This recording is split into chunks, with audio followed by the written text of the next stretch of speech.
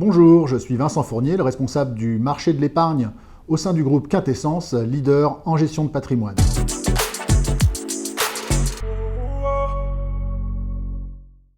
Aujourd'hui, je vous propose que nous fassions un point avant cette période des vacances qui s'annonce pour nous tous, avec une actualité de marché assez agitée. Lorsque l'on a une forte croissance économique, eh bien on peut avoir ce qu'on connaît là depuis 6 mois et qui avait disparu depuis des dizaines d'années, c'est l'inflation. En fait, c'est la hausse des prix et des salaires. On a aujourd'hui un niveau de chômage qui est très bas dans la zone euro et en France. Donc on a cette hausse des prix, cette hausse des salaires qui conduit à un phénomène qu'on appelle l'inflation.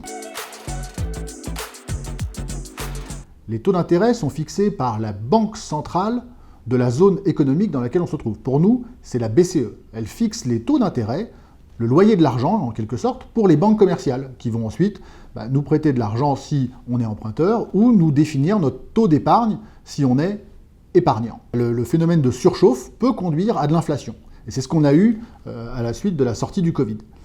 Et bien ensuite, la Banque centrale va devoir lutter contre cette inflation parce qu'elle nous appauvrit tous quelque part.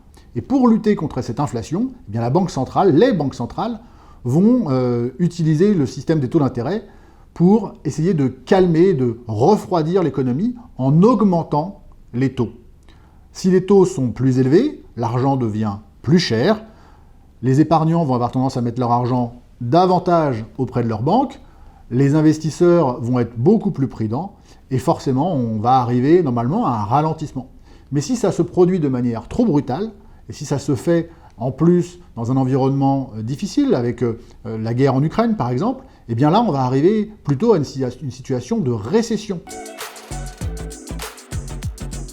Si les taux d'intérêt augmentent, et s'ils sont plus élevés, c'est le cas aujourd'hui en France, l'État va avoir un taux d'ailleurs d'emprunt sur 10 ans qui a dépassé les 2%. Il était à moins 0,50 il y a 6 mois.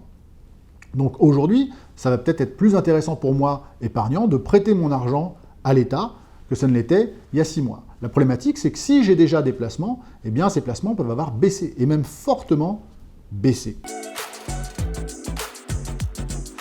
Ça monte, ça descend de manière très forte, avec une forte amplitude, et dans des durées de temps qui sont très courtes. C'est vrai que si aujourd'hui on considère que les marchés sont plus bas de 20% que l'année dernière, à long terme, à 5 ans, à 10 ans, il y a de grandes chances que notre économie se porte mieux, que les valorisations des entreprises soient bien meilleures. Et bien donc c'est aujourd'hui qu'il faut faire des investissements. La meilleure solution, c'est de faire des investissements réguliers, de continuer à verser chaque mois sur ces contrats, de faire cet abondement qui nous permet de lisser les prix de revient. Et puis si on a la possibilité, ne pas hésiter à peut-être prendre un peu d'argent de ces livrets, qui ne rapportent pas beaucoup, et puis le mettre sur les actions, être capable, attendre et pouvoir effectivement faire de bonnes opérations. Et c'est quand tout va mal qu'il faut avoir ce courage d'investir, et c'est là où on verra des fruits dans le futur. Tout l'univers, on va dire ça comme ça, l'univers de l'hydrogène. Aujourd'hui, il y a des fonds qui sont disponibles et qu'on peut avoir dans son contrat d'assurance vie, dans son plan épargne retraite, sur toute la filière de l'hydrogène, sur toute la filière de la décarbonation. Et je pense qu'il y a beaucoup de choses qui se mettent en place et les situations de crise sont souvent des situations d'opportunité. Donc n'hésitez pas, faites appel à nous pour pouvoir vous accompagner dans cette stratégie. Merci, à bientôt et bel été.